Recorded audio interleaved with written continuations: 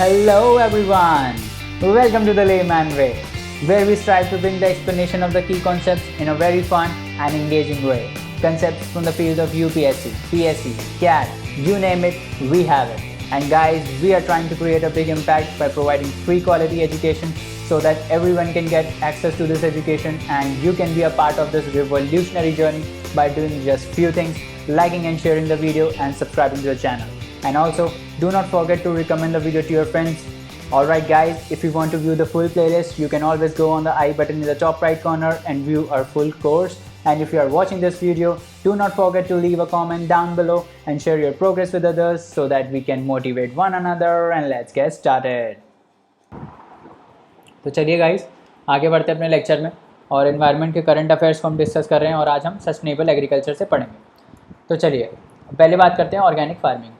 तो क्या होता है ऑर्गेनिक फार्मिंग? जहाँ जिसमें बेसिकली केमिकल्स यूज़ ना हो, है ना, that is called organic farming. Chemicals use ना हो, पेस्टिसाइड्स ना यूज़ हो, है ना, नॉर्मल ऑर्गेनिक मैन्योर यूज़ हो, उसको हम बोलते हैं ऑर्गेनिक फार्मिंग। तो अगर हम डेटा की बात करें तो इंडिया जो है वो 30% ऑफ द ऑर्गेनिक फार्मर्स का होम है। मतलब जो भी ऑर्गेनिक प्रोड्यूसर्स हैं पूरे वर्ल्ड में, उसमें 30% इंडिया में रहते हैं, मतलब इंडिया वाले करते हैं। ठीक है, इंडिया का रैंक टोटल एरिया में 9th है under organic farming. Major exports की बात करें, जितने भी ऑर्गेनिक एक्सपोर्ट्स हैं, क्या क्या एक्सपोर्ट होता है इंडिया से?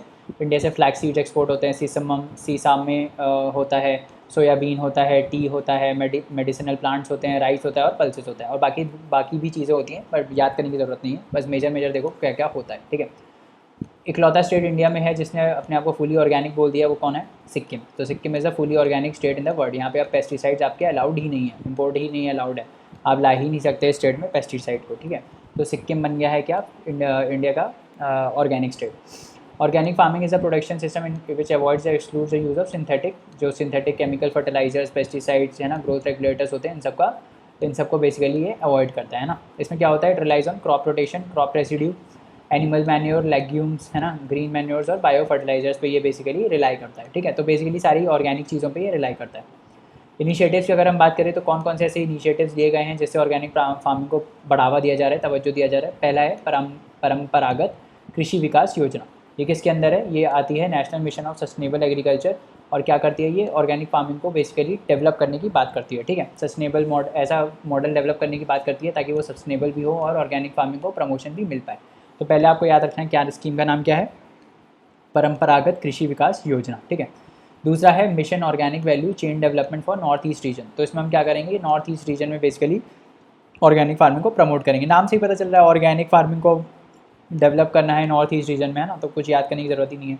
फिर एक ई कॉमर्स का प्लेटफॉर्म है जाविक खेती, है ना, जाविक खेती पोर्टल बेसिकली क्या करेगा? ये ऑर्गेनिक फार्मर्स जो है ना, जो ऑर्गेनिक फार्मर्स हैं उनको बायर्स के साथ कनेक्ट करेगा। ठीक है, तो वो कहाँ पे होगा? वो जाविक खेती पोर्टल में होगा। तो आपको याद रखना है कि अगर ऐसे कोई पूछ ले कि जाविक खेती इज़ एसोसिएटेड विद, उसमें नॉर्मल पूछ लेगा ऑर्गेनिक फार्मिंग, है ना, 2-4 और ऑप्शन दे देगा, तो उसमें आंसर क्या होगा? Organic farming. ठीक है, अब आगे बढ़ते हैं, जीरो बजट नेचुरल फार्मिंग की बात करते हैं, है ना। Zero budget natural farming, zero budget क्यों बोलते हैं इसको? क्योंकि भाई देखो, जीरो बजट नेचुरल फार्मिंग इसलिए बोलते हैं क्योंकि इसमें जीरो पैसा लगता है। जीरो पैसा, अब पैसा कहाँ खर्चा होता है फार्मिंग में? पेस्टिसाइड्स में खर्चा होता है ना, और क्रॉप प्रिपरेशन में खर्चा होता है। तो इसमें क्या है? बेसिकली कोई केमिकल यूज़ ही नहीं होता, जीरो केमिकल यूज़ होते हैं, तो बाहर का खर्चा बच गया, सारा का सारा खर्चा बच गया, इसीलिए इसको क्या बोलते हैं हम? Zero budget natural farming. तो इसमें क्या है? पेस्टिसाइड यूज़ नहीं होता, केमिकल फ्री एग्रीकल्चर टेक्निक है ना, ट्रेडिशनल है। इंडिया के ट्रेडिशन में इसको किसने प्रमोट किया था? सुभाष पालेकर जी हैं, महाराष्ट्र के एग्रीकल्चरिस्ट, उन्होंने इसको प्रमोट किया था।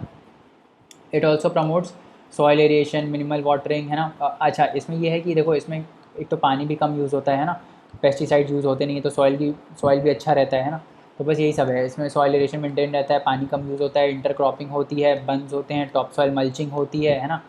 और it discourages intensive irrigation and deep plugging. बहुत ही ज़्यादा पानी जिसमें यूज़ होता है ना, उसको बोलते हैं इंटेंसिव इरीगेशन।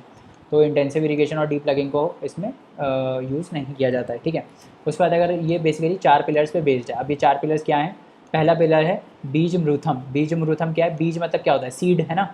मृथम मतलब काऊ का यूरिन बेसिकली। ठीक है, तो काऊ यूरिन, और इसमें क्या होता है? जो बीज होता है उसको हम कोटिंग कर देते हैं उसकी काऊ यूरिन के साथ। ठीक है, तो वो हो गया बीज मृथम। उसके बाद क्या है? दूसरा क्या है? जीव मृथम। जीव मृथम मतलब, जीव मतलब क्या होता है? कोई, मतलब एक्चुअली लिविंग थिंग होती है ना, तो बायोम से रिलेटेड होगा। तो इसमें बेसिकली क्या है? सॉइल का जो ऑर्गेनिक कंटेंट है उसको हम बढ़ाते हैं। ठीक है, तो सॉइल का जो माइक्रोबायोम कंटेंट है उसको हम बढ़ाते हैं। कैसे बढ़ाते हैं? काऊ डंग के एप्लीकेशन से, काऊ यूरिन के एप्लीकेशन से और बाकी लोकल इंग्रेडिएंट्स है, ठीक है, उसको हम बोलते हैं जीवामृतम। उसके बाद हम क्रॉप मल्चिंग करते हैं। क्रॉप मल्चिंग में क्या होता है? बेसिकली जो क्रॉप का रेजिड्यू होता है उसको जलाने के बजाय या फिर उसको फेंकने के बजाय उसको सॉइल को हम उस क्रॉप रेजिड्यू से कवर अप कर देते हैं।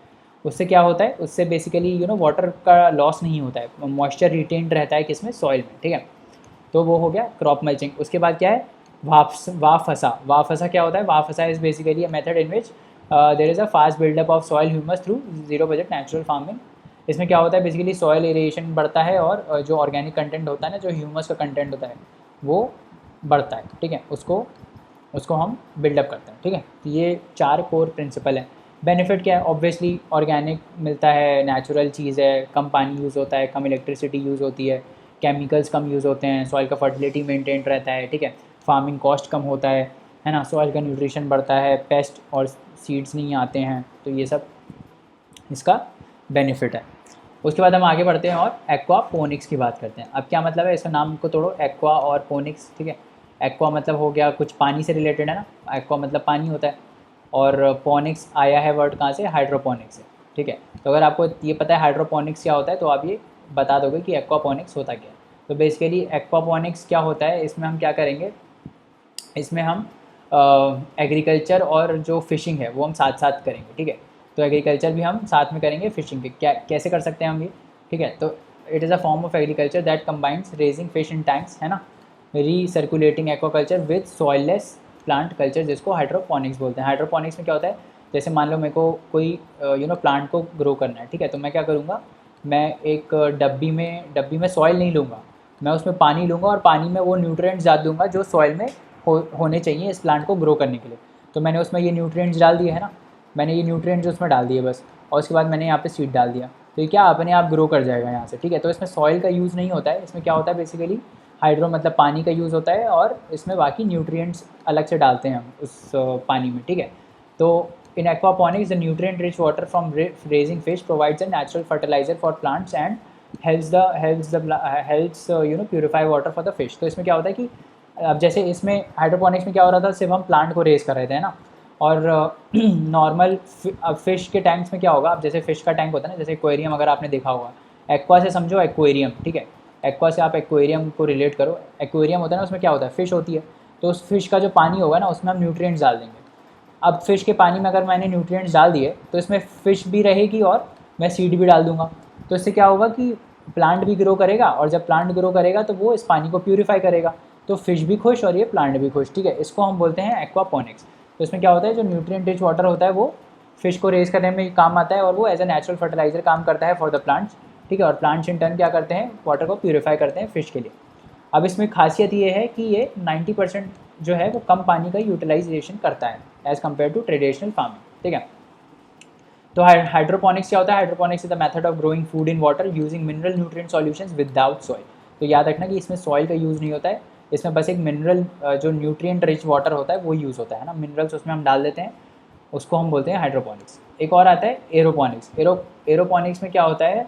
There is no growing medium, कोई ग्रोइंग मीडियम नहीं होता है, no containers for growing crops involve in aeroponics. Aero मतलब हवा में ही ग्रो कर जा रहा है, ठीक है, उसको बोलते हैं। तो बेसिकली मिस्ट और nutrient solution are use instead of water. तो जैसे उसमें हम क्या है, उसमें हम पानी यूज़ कर रहे थे ना, पानी हम डाल रहे थे, उसमें पानी में हम न्यूट्रिएंट्स डाल रहे थे, है ना। तो इसमें ऐसा कुछ नहीं होता है, इसमें जो हवा में न्यूट्रिएंट्स होते हैं ना, हवा में बेसिकली जो मॉइस्चर होता है उसमें जो न्यूट्रिएंट्स होते हैं उसको यूटिलाइज़ करके हम ग्रो करते हैं। तो इसमें कोई मतलब ग्रोइंग मीडियम यूज़ ही नहीं होता है, समझ रहे हो। उसको हम बोलते हैं एरोपोनिक्स। हवा से ही हम मॉइस्चर को और मॉइस्चर को हवा से लेके उसमें जो न्यूट्रिएंट्स होते हैं उसी से ही एरोपोनिक्स होता है, ठीक है। तो हाइड्रोपोनिक्स एरोपोनिक्स समझ में आ गया। हाइड्रो मतलब पानी, एरो मतलब एयर, है ना। तो एयर में जो होता है वाटर वेपर और या फिर मिस्ट वगैरह होता है, उसी से ही हम वाटर लेते हैं।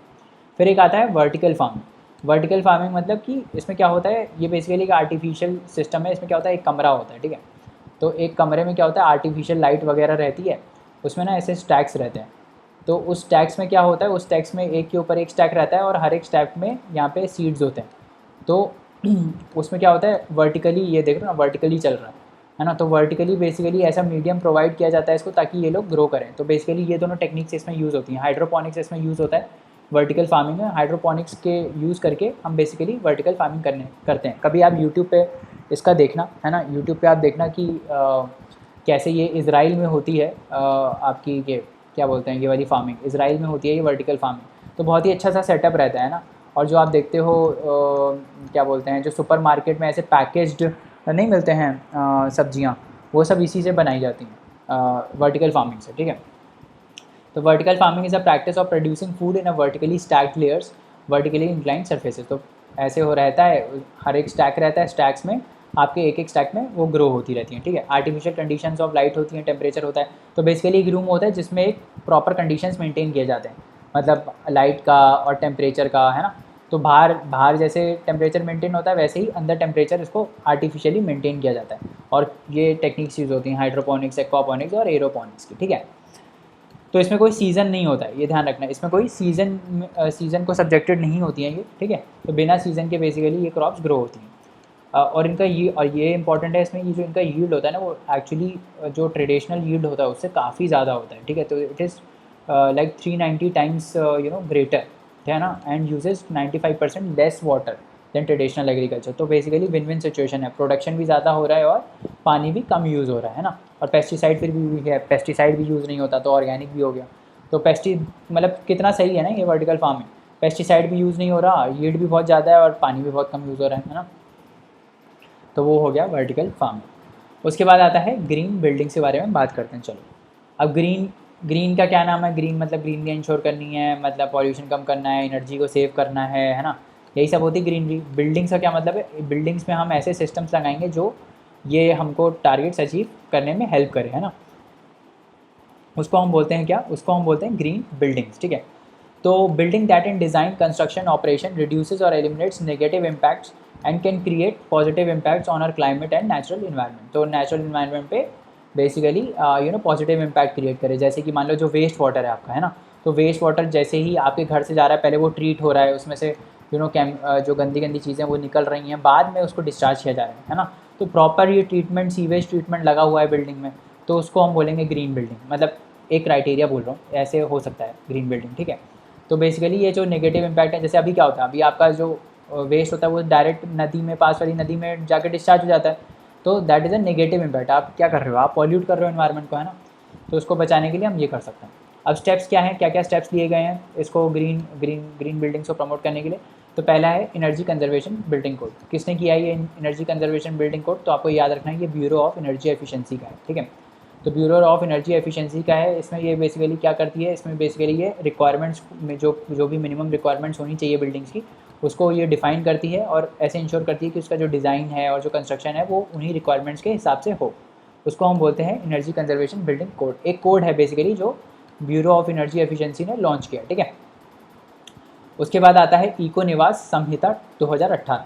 अब इको निवास संहिता क्या है, ये भी एक एनर्जी कंजर्वेशन बिल्डिंग कोड है ना। रेजिडेंशियल बिल्डिंग्स के लिए किसने लॉन्च किया है, मिनिस्ट्री ऑफ पावर ने। तो बस इतना ही याद रखना है, मिनिस्ट्री ऑफ पावर का है, क्या है, एनर्जी कंजर्वेशन बिल्डिंग कोड है। किस लिए है, रेजिडेंशियल बिल्डिंग्स के लिए, जो रहने वाली बिल्डिंग्स होती है उसके लिए है। उसके बाद ratings for green buildings. Rating for green buildings again किसका है, ब्यूरो ऑफ एनर्जी एफिशिएंसी के जो स्टार रेटिंग प्रोग्राम है कमर्शियल बिल्डिंग्स के लिए, उसमें उसके अंदर इसको डेवलप किया गया है, ठीक है। 5 स्टार इसमें दिया जाता है। तो जैसे जितना अच्छा स्टार उतना अच्छा उसका ग्रीनरी होगा, मतलब उतना ग्रीन बिल्डिंग होगा।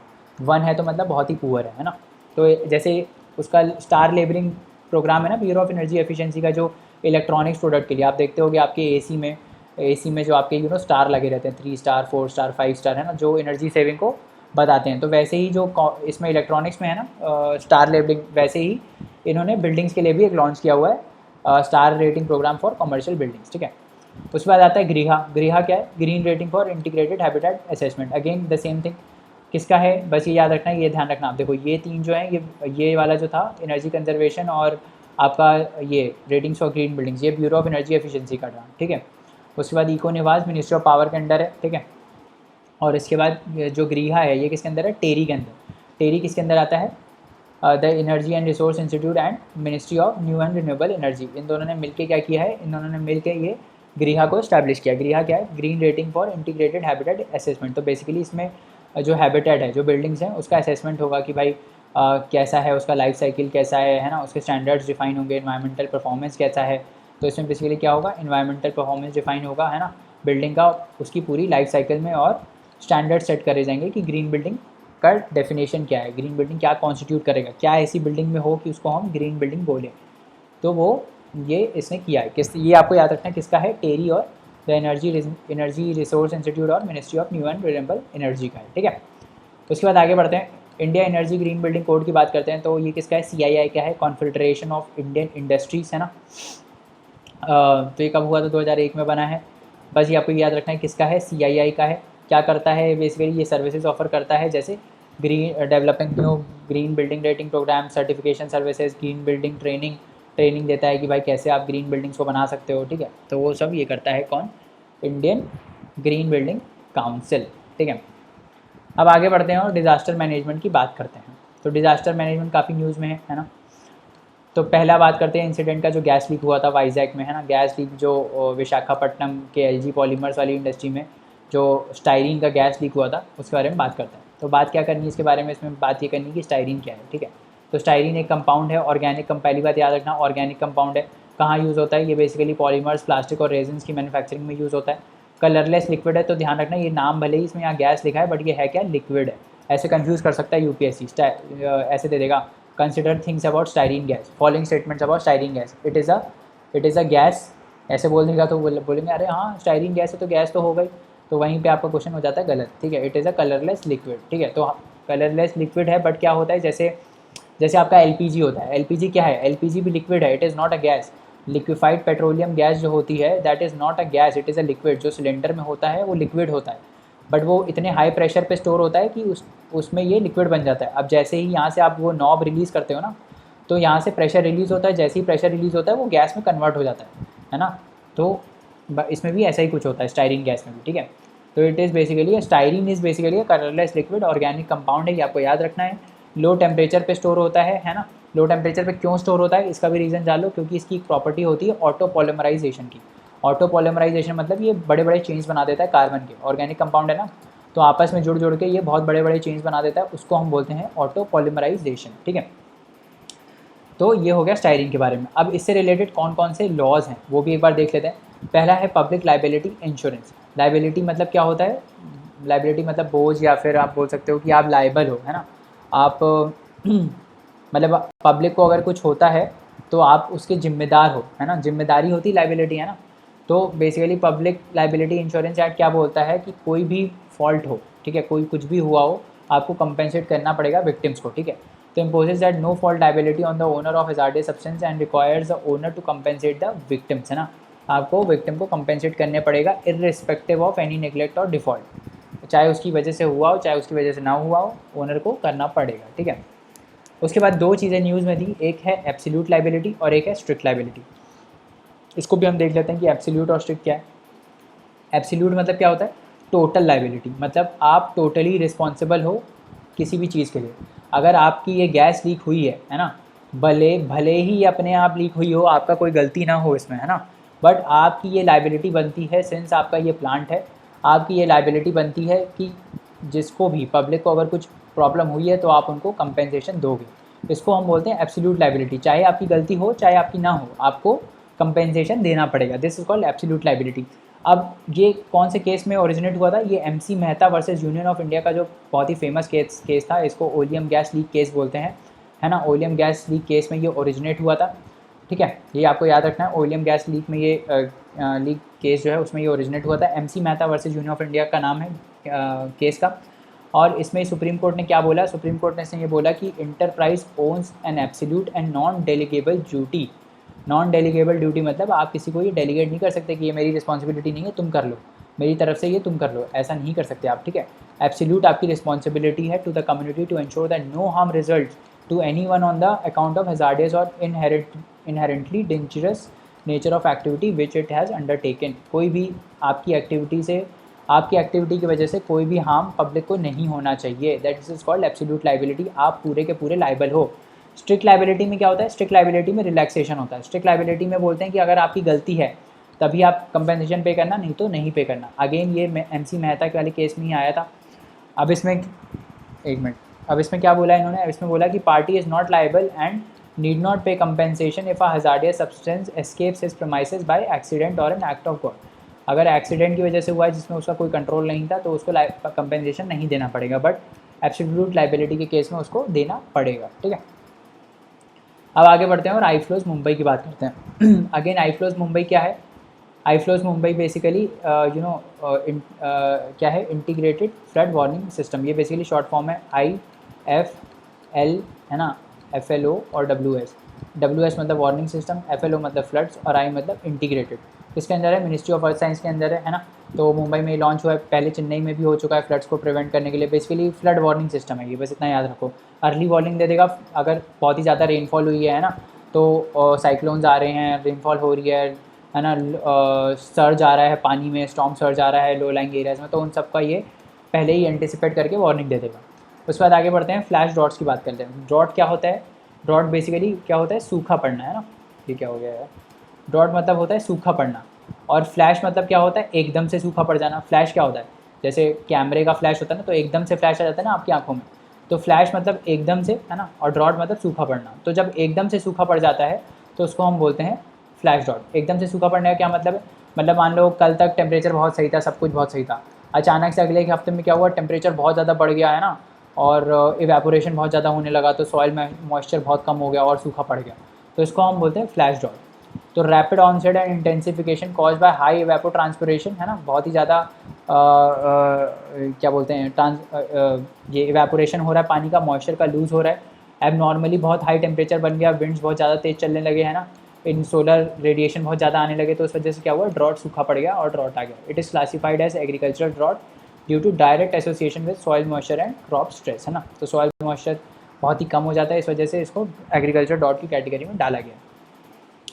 उसके बाद फ्लैश ड्रॉट्स की बात करें तो इसमें दो टाइप के होते हैं। एक तो जो प्रेसिपिटेशन की कमी से हो, प्रेसिपिटेशन मतलब बारिश नहीं पड़ रही है ना, बारिश नहीं पड़ रही है तो सूखा पड़ता है, या फिर दूसरा क्या है? टेम्परेचर बहुत ज़्यादा हो गया हो, ताकि जो जितना भी मॉइस्चर यहाँ सॉइल में है वो सारा इवेपोरेट हो गया, है ना। तो दो चीज़ों से है, जो हीट वेव की वजह से हो सकता है और एक प्रेसिपिटेशन डेफिसिट की वजह से हो सकता है ना। तो वही है, एयर का टेम्परेचर बढ़ जाए या प्रेसिपिटेशन का डेफिसिट हो जाए, उसकी वजह से सॉइल मॉइस्चर में कमी हो जाती है, तो ये फ्लैश ड्रॉट आ जाता है। ठीक है, समझ में आ गया?